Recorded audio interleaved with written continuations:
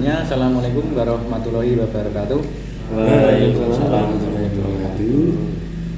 Selamat datang dan selamat pagi di podcast kita pagi ini. Dan setelah membuat podcast yang kemarin, kita membuat podcast lagi ya Mas. Tapi untuk temanya beda dan mata kuliah pun beda. Kali ini mata kuliahnya Pancasila Mas. Jadi di mana setiap pertanyaan saya butuh jawaban yang mengandung kebenaran Mas. Oke, izinkan perkenalan dulu. Saya Dorojati dengan NPM 188 untuk Masnya. Saya Gajendra Daniel Solo dengan NPM 194. Saya Didia Kurniawan dengan NPM 256. Oke. Saya Askaris Kinova dengan NPM 203. Oke, baik. Jadi sebelum melangkah ke bagian berikutnya, kita akan menguraikan masalah dulu ya Mas ya. Jadi pada kesempatan kali ini kita akan membahas sebuah permasalahan yang menurut kita itu cukup meresahkan dan sangat dekat dengan kehidupan anak muda saat ini Mas. Jadi judul podcast kita adalah Anak Muda dan Masa Depan Indonesia ya. Optimis atau pesimis sih Mas? Nah, kita sering mendengar bahwa anak muda adalah generasi penerus bangsa. Indonesia juga sedang berada dalam kondisi di mana jumlah penduduk usia produktif cukup besar Mas. Artinya anak muda sebenarnya mempunyai potensi besar untuk menjadi kekuatan bagi pembangunan Indonesia. Tapi pertanyaan umum yang sering muncul nih Mas, apakah semua anak muda benar-benar sudah memiliki kesempatan untuk berkembang? Karena kenyataannya masih banyak anak muda yang kesulitan mendapatkan pekerjaan, bekerja tidak sesuai dengan pendidikannya, bahkan ada yang tidak bekerja, tidak sekolah atau unschool dan tidak mengikuti pelatihan. Nah, dari sini muncul masalah utama yang akan kita bahas ya Mas ya. Bagaimana masa depan anak muda Indonesia ketika kesempatan kerja dan pengembangan diri masih menghadapi berbagai hambatan. Nah, kali ini kita akan masuk ke bagian berikutnya, yaitu mengulas data, penyebab, dan pihak yang terlibat ya Mas. Untuk Mas Jendra nih, gimana Mas? Sebenarnya seberapa serius sih masalah ini? Oke. Kalau kita melihat dari datanya ya, ini memang masalahnya cukup serius.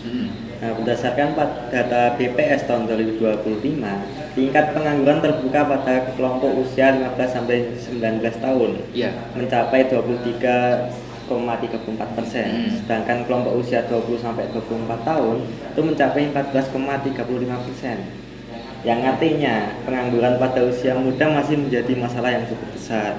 Ya. Nah, selain itu juga ada istilah NEET, yaitu anak muda yang tidak sedang bekerja, tidak sekolah, dan tidak mengikuti pelatihan. Nah, BPS mencatat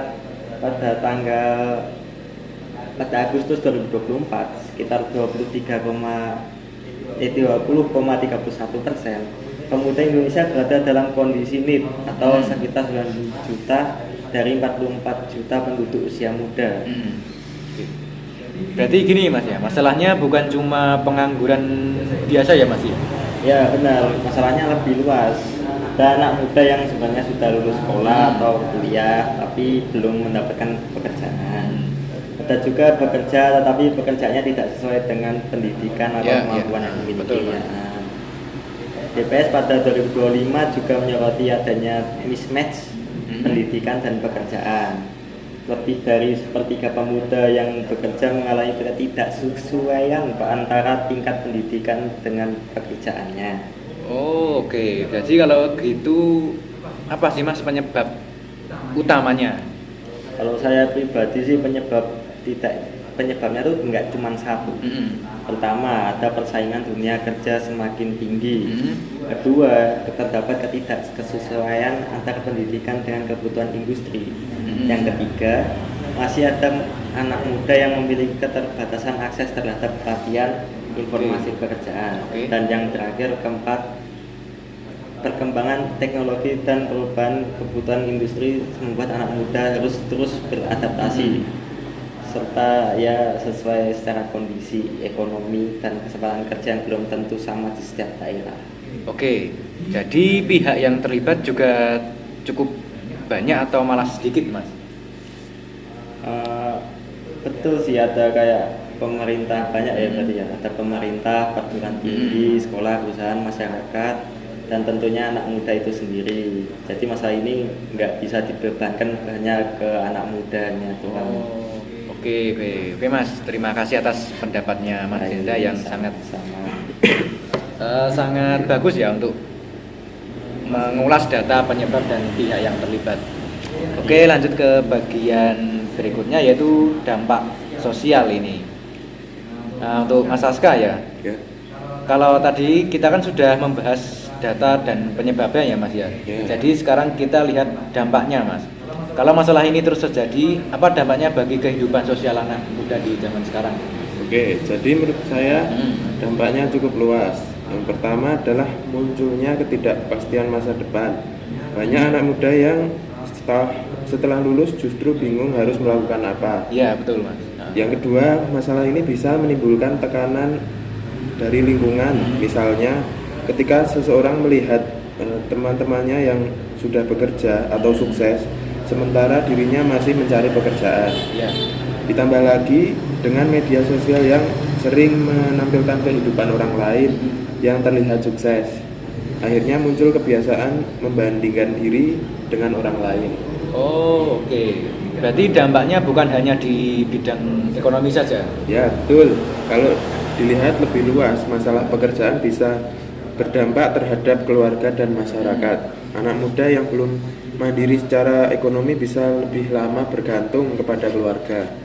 Kemudian, kalau banyak anak muda tidak mendapatkan kesempatan untuk berkembang, potensi sumber daya manusia juga tidak bisa dimanfaatkan secara maksimal. Padahal mereka seharusnya bisa menjadi tenaga kerja, pengusaha, inovator, atau bahkan menciptakan lapangan pekerjaan baru. Menurut Mas Hendra ini gimana ini? Jadi sebenarnya yang kita khawatirkan tuh bukan hanya angka penganggurannya ya, tapi juga potensi anak muda yang tidak berkembang. Betul. Karena itu menurut saya kita jangan langsung memberikan stigma bahwa anak muda yang belum bekerja berarti malas. Ya.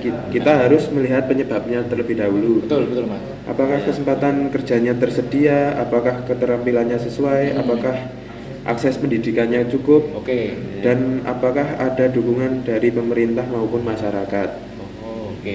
Kalau gitu terima kasih untuk Mas Aska atas pendapatnya yang sangat menjelaskan tentang dampak sosial ya Mas yang terjadi di dalam masalah ini.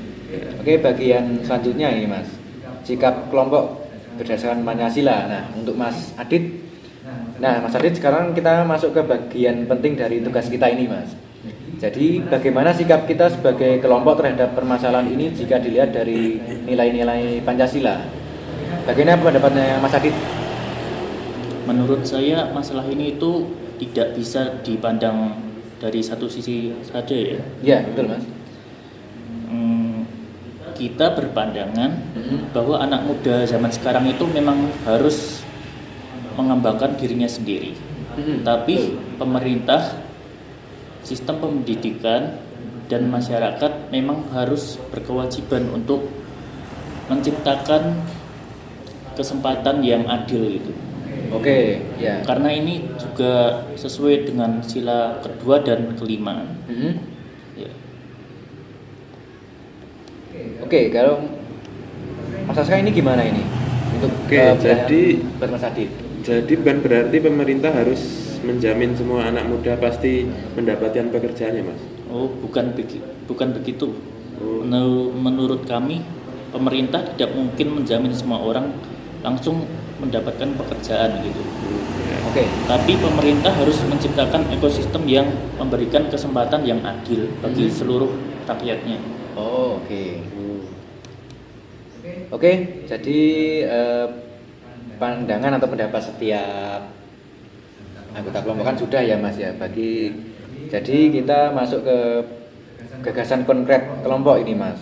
Jadi saya minta setiap masing-masing memberikan gagasan ya Mas ya untuk masalah ini. Jadi kita sudah tahu lah masalahnya Mas. Sekarang pertanyaannya nih Mas, apa solusi konkret yang bisa kita tawarkan? Bukan hanya pemerintah harus memperbaiki ekonomi, tapi benar-benar bisa dilakukan. Dimulai dari Mas Indra, silahkan. Oke, kalau dari saya, yang pertama adalah membuat program link and match antara pendidikan dan dunia kerja. Jadi kampus dan sekolah harus lebih banyak bekerja sama dengan perusahaan. Mahasiswa tidak hanya belajar teori juga, tapi Ya. mendapatkan pengalaman langsung melalui magang, proyek industri, atau pelatihan yang sesuai kebutuhan perusahaan. Oh, berarti kayak beasiswa yang kita ambil sekarang ini Mas ya? Ya, Jadi kan 50% teori, 50% nanti dipraktekkan di tempat magang. ya magang. Jadi kan imbang nanti kan. Jadi ilmu juga dapat, skill juga dapat. Nah, betul ya Mas. Masuk. Oke, dari Mas Aska ini gimana? Oke, kalau dari sisi sosial saya mengusulkan adanya pusat informasi dan pendampingan karir untuk anak muda. Misalnya satu platform yang menyediakan informasi lowongan kerja, pelatihan gratis, magang, konsultasi karir, sampai informasi mengenai kewirausahaan. Jadi anak muda yang bingung setelah lulus tidak akan merasa berjalan sendiri. Oh, oke. Oh, lanjut nih Mas. Oh, untuk Mas Adit gimana Mas tanggapannya? Saya menambahkan satu hal. Program tersebut jangan hanya berhenti di pelatihan saja.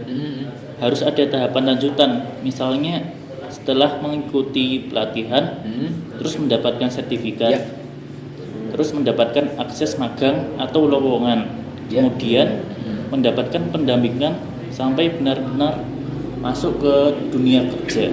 Oke, jadi terima kasih ya Mas untuk gagasan setiap pribadi masing-masing Mas. Ya. Jadi saya simpulkan sikap akhir kelompok ini. Jadi setelah membahas masalah ini dari sisi data, penyebab, dampak sosial, Pancasila sampai solusi, apakah kami sebagai kelompok memilih optimis atau pesimis Mas? Jawabannya adalah kita tetap harus memilih optimis Mas, tetapi optimisnya jangan surrealis Mas, jadi kayak lukisan gampang hilang gitu kan. Jadi optimis yang realistis Mas. Kami tidak ingin menutup mata bahwa anak muda Indonesia masih menghadapi berbagai masalah Mas. Pengangguran usia muda masih tinggi, masih ada anak muda yang tidak bekerja, tidak sekolah, dan tidak mengikuti pelatihan, serta masih terdapat ketidaksesuaian antara pendidikan dan pekerjaan. Tetapi kami juga percaya Mas bahwa masalah tersebut bukan alasan untuk menyerah. Justru ini menjadi tanggung jawab bersama. Pemerintah harus menciptakan kesempatan, pendidikan harus menyesuaikan kebutuhan zaman, dunia industri harus memberikan ruang bagi generasi muda, masyarakat harus mendukung, dan kita sebagai anak muda harus terus belajar dan berusaha. Karena kalau kita berbicara tentang Pancasila, keadilan sosial bukan hanya sebuah kalimat yang dihafalkan Mas, tetapi harus diwujudkan dan diterapkan melalui kesempatan yang adil bagi setiap orang untuk berkembang. Setuju. Jadi masa depan Indonesia bukan hanya ditentukan oleh pemerintah, masa depan Indonesia juga ditentukan oleh apa yang dilakukan anak mudanya hari ini. Saya Drojati bersama Gasindra, Aska, dan Adit mohon pamit. Terima kasih sudah mendengarkan podcast kami. Untuk kata-kata pada hari ini, anak muda Indonesia boleh punya kekhawatiran terhadap masa depan, tetapi jangan sampai kehilangan keberanian untuk membentuk masa depan. Sampai jumpa, terima kasih. Wassalamualaikum warahmatullahi wabarakatuh.